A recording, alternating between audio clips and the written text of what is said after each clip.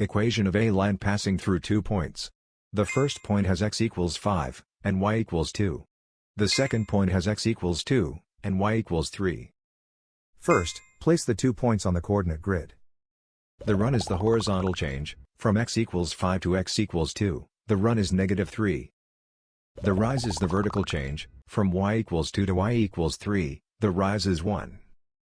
Slope is rise divided by run, 1 over -3, which simplifies to -1 over 3. Now draw the line through both points.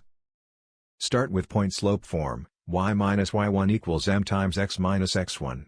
Then fill in the boxed values, slope is -1 over 3, x1 is 5, and y1 is 2.